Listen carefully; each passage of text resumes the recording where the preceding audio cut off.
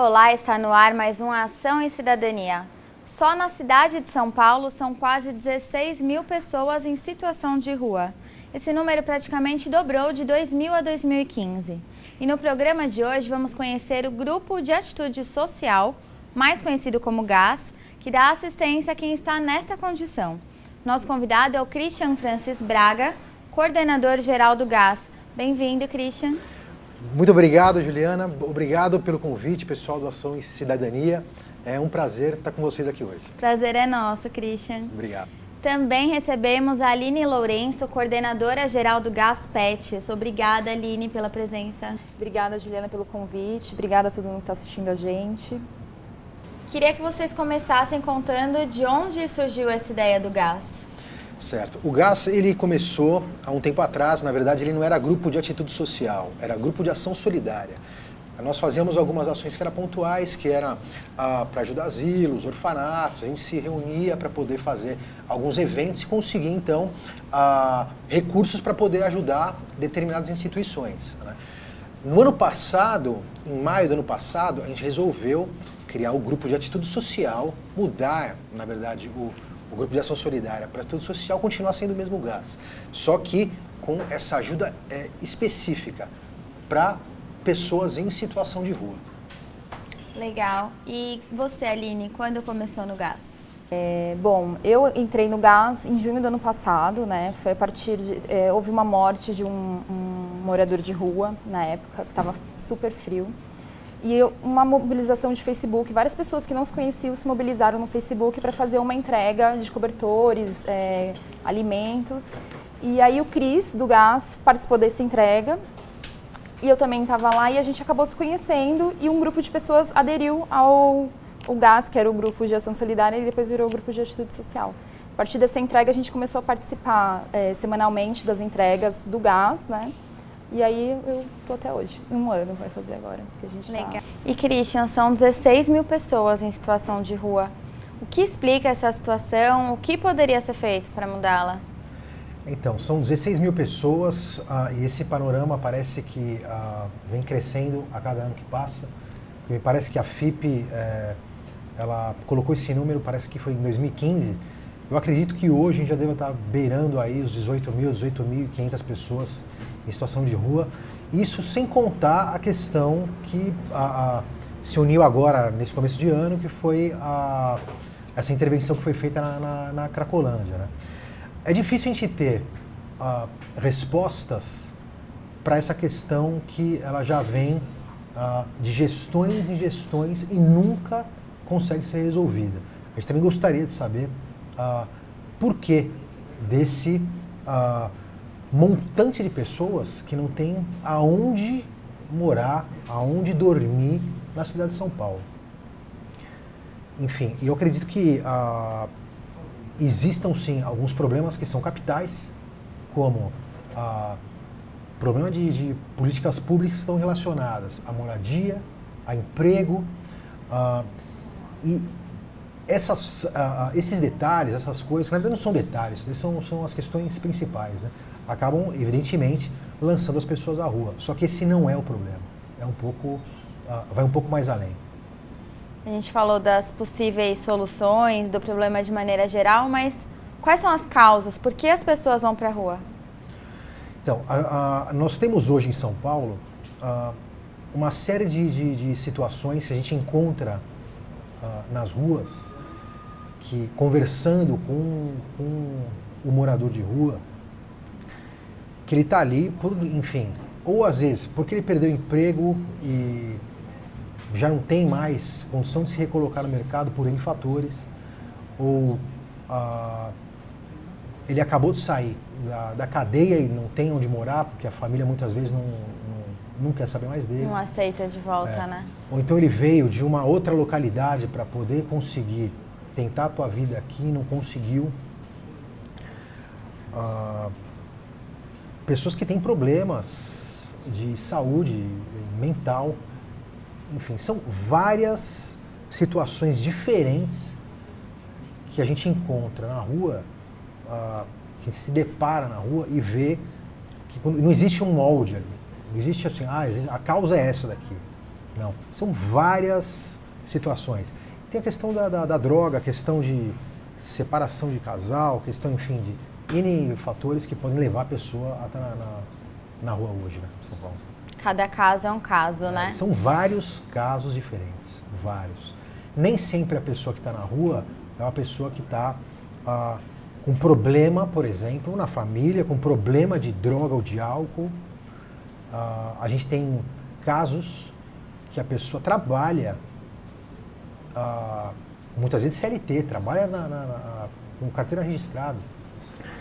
E ela mora na rua, ou seja, não mora em lugar nenhum, ela dorme na rua, no dia seguinte ela vai, coloca a roupa dela e vai trabalhar, e muitas vezes a pessoa que você trabalha do teu lado, você não sabe que ela mora numa calçada perto da tua casa, enfim, você não sabe. Então, são muitas histórias. De acordo com a FIP, são 16 mil histórias. Né? Cada uma tem a sua particularidade. Nem tudo é álcool, nem tudo é droga, nem tudo é crime. Né? São seres humanos que estão ali e a gente está ali para poder tentar minimizar um pouco o sofrimento dessas pessoas. E Aline, no dia a dia, quais são os relatos que você escuta? Como o Christian estava falando, são casos assim bem variados. Assim. A gente ouve muito falar de brigas familiares, às vezes um pai que se entendeu com as filhas, com a mulher, ou uma pessoa que cometeu algum erro e tem vergonha de encarar a família e acaba indo morar na rua.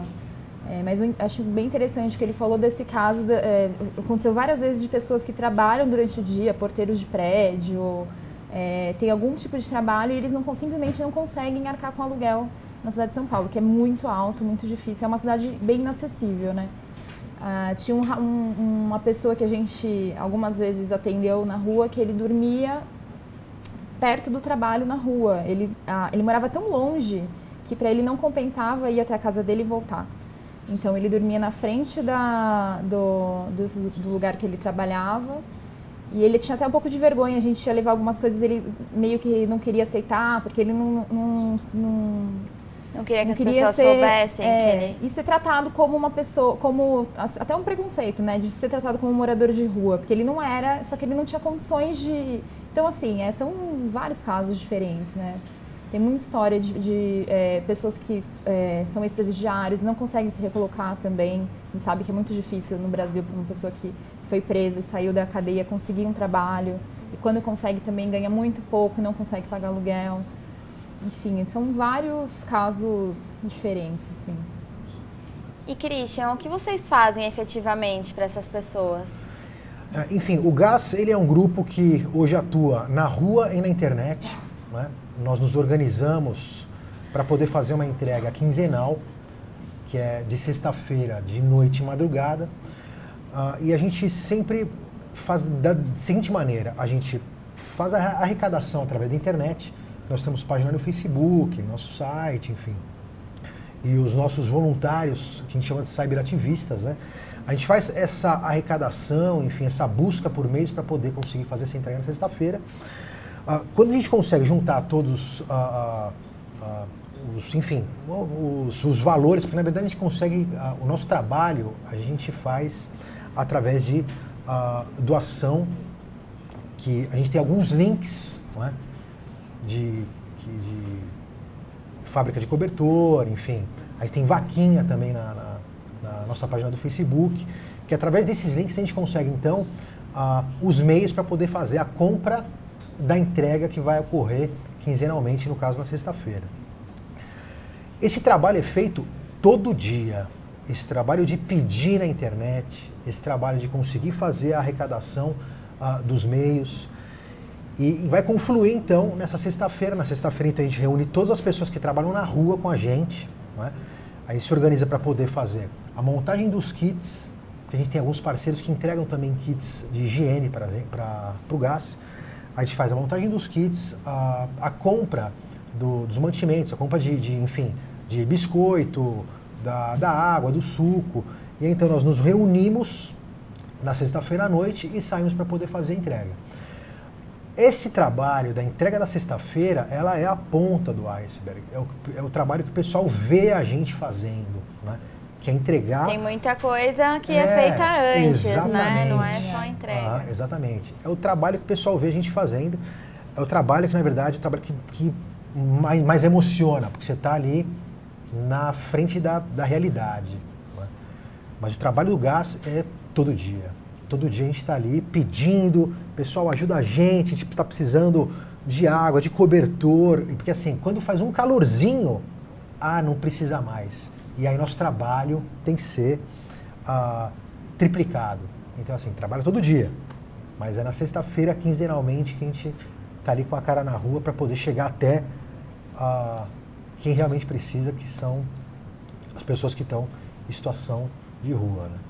E Aline, a internet é peça-chave, né, para o trabalho de vocês? Sim, é peça-chave. Acho que tanto para o gás como para o Gaspets, assim, essa mobilização é muito interessante, né? Porque há um ano atrás eu nem imaginaria que era uma ferramenta tão importante, né? E é isso, é um trabalho de diário de mobilização através das redes sociais, Instagram, Facebook. E cada pessoa, nosso grupo tem o quê? Quantas pessoas? Umas 10 pessoas, porque não são fixos, né? Nem toda sexta-feira todo mundo pode ir, mas geralmente vão umas 10 pessoas em cada entrega. E são essas pessoas todas diariamente postando no Facebook, um link do site que a gente compra os cobertores, e falando, eu pelo menos, acho que todo mundo faz isso, manda pessoa por pessoa, olha, a gente está precisando, ajuda a divulgar. É importante entender como as redes sociais podem ser usadas para essas causas também. É muito importante para o nosso trabalho. Acho que é primordial mesmo. Daqui a pouquinho eu vou querer saber do Gaspets, tá? Tá legal. Agora a gente vai para um rápido intervalo e já voltamos com Ação e Cidadania. Não saia daí.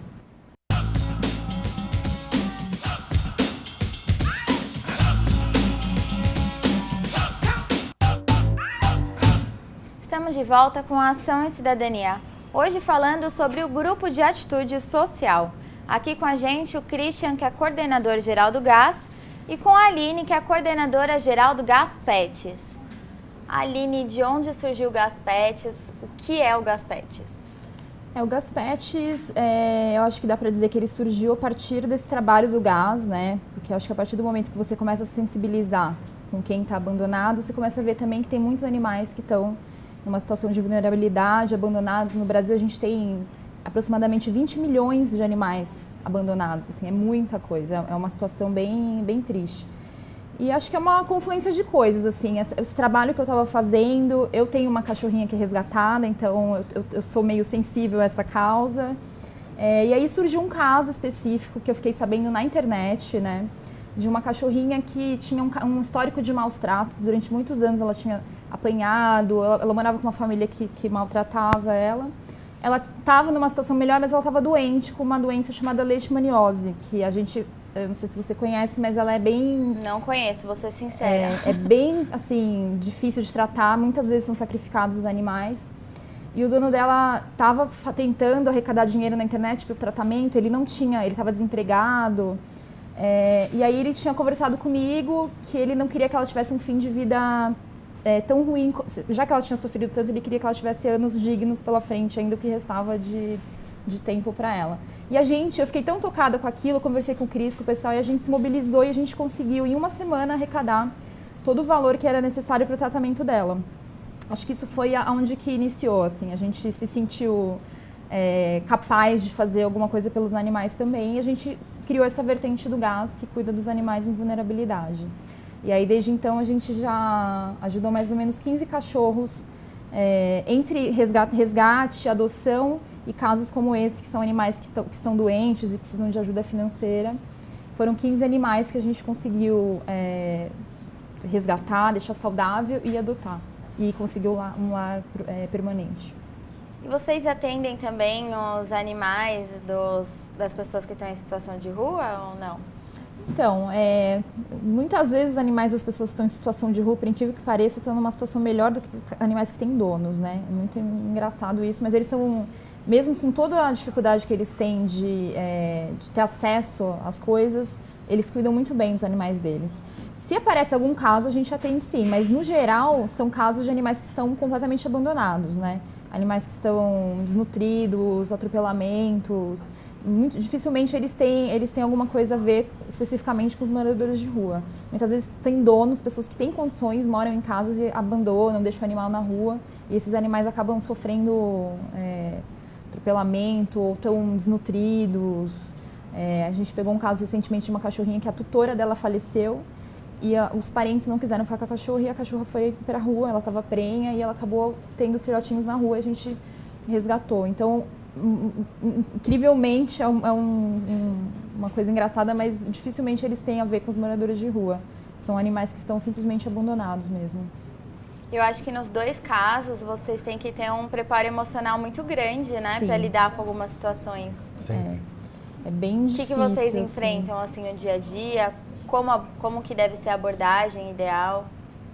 Até para vocês não assustarem, né, as pessoas que estão lá, às vezes até dormindo, não sei. Acho que o Cris pode falar bem sobre isso, que ele é bem... Enfim, em relação ao atendimento do Gaspets, por exemplo, é um pouco mais difícil a questão, por exemplo, que a gente já atendeu o cachorro atropelado. Isso é uma coisa que a gente precisa se blindar para poder atender. Dói demais, mas a gente consegue. A gente consegue e sempre dá certo. Agora, em relação ao pessoal que vive na rua, não vou dizer que existe uma formulinha para o approach aí, para você chegar até ele. Você tem que chegar com o coração aberto, com um sorriso, porque queira ou não, você está entrando na casa dele, aquela calçada que você pisa ali todo dia, ali é a cama dele, né? Então a gente sempre chega com um sorriso, e aí meu amigo, como é que você tá? Tá tudo bem e tal? Muitas vezes eles estão dormindo, né? E aí a gente, com todo respeito, fala: boa noite, amigo, tudo bom? Você aceita um lanche, uma água e tal? Se ele não responder, e a gente vê que o companheiro dele fala assim: não, ele está dormindo, mas se quiser, a gente pode deixar com ele aqui. Então a gente deixa separado, respeitando ali. É como entrar no teu quarto e chegar: ô Juliana, acorda aí e tal. Não, é uma coisa de respeitar o espaço dele. Então, eles sempre acolhem a gente com muito carinho, com muito respeito.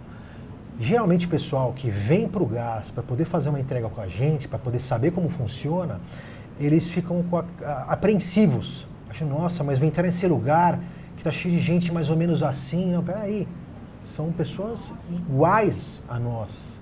Só que isso é uma situação de limite, né? E quando a pessoa vai entregar aquele kit, recebe da pessoa, invariavelmente, um Deus te abençoe, muito obrigado, volte em paz para a tua casa. Eles sempre retribuem com Deus te abençoe, obrigado meu amigo, volte sempre, sempre assim.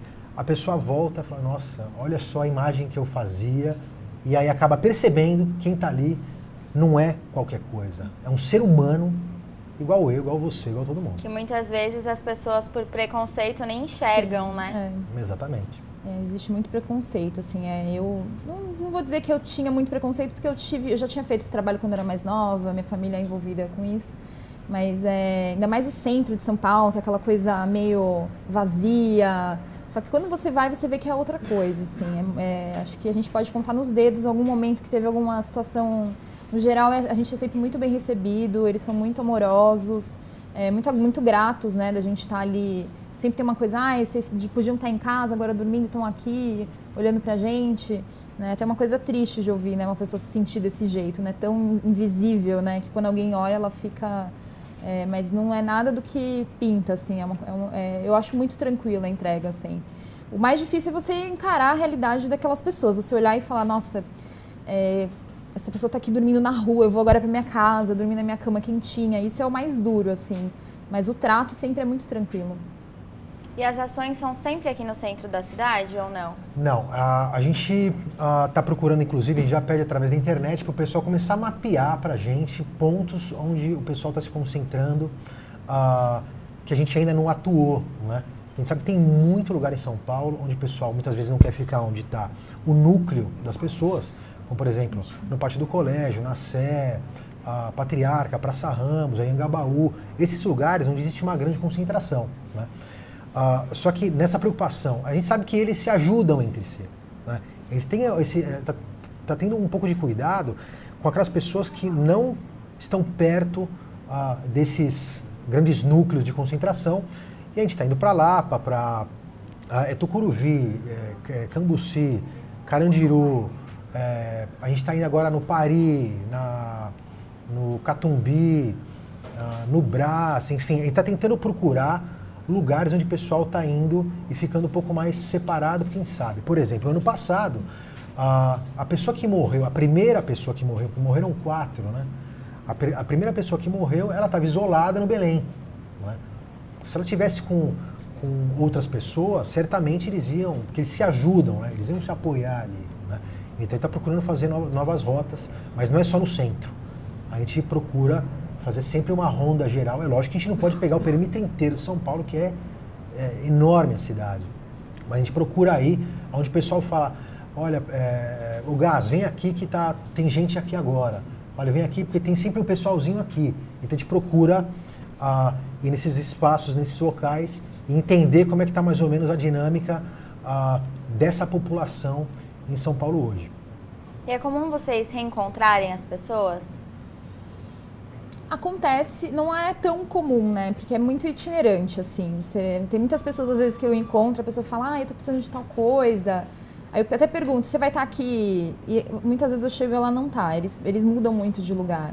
Tem alguns casos que a gente encontra, algumas figuras mais, né? Carimbadinhas. Carimbadas você encontra, mas eles mudam bastante, não é muito comum. Ou você encontra durante 2 entregas e na próxima já não tá, eles circulam bastante. E Christian, o que tem nesses kits que vocês distribuem?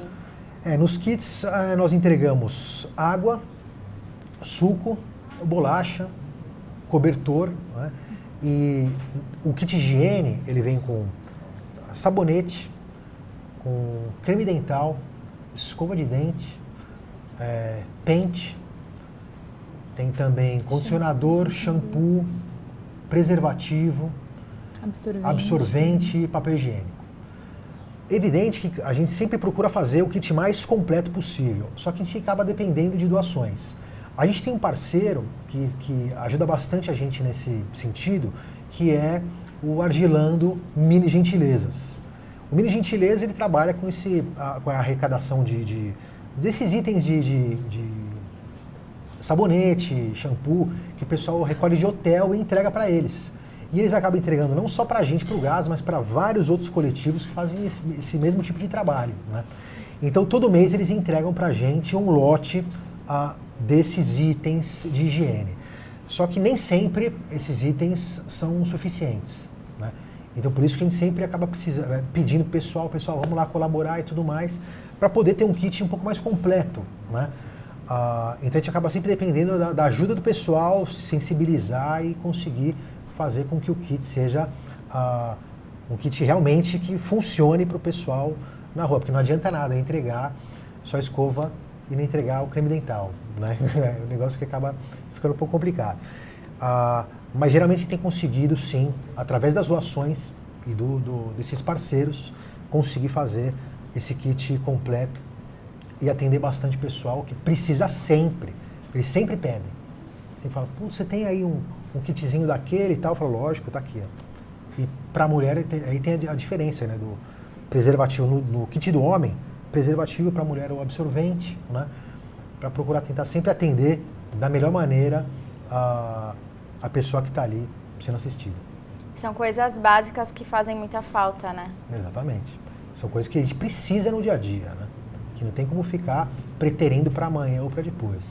Me conta, quem quiser fazer alguma doação, ou mesmo quem quiser ser voluntário, como faz no Facebook, quais que são os contatos? Então, a pessoa que quiser participar do Gás, você pode participar através do Atados, que é uma plataforma de voluntariado que a gente está cadastrado ali, como o Gás Grupo de Atitude Social, ou então através do Facebook.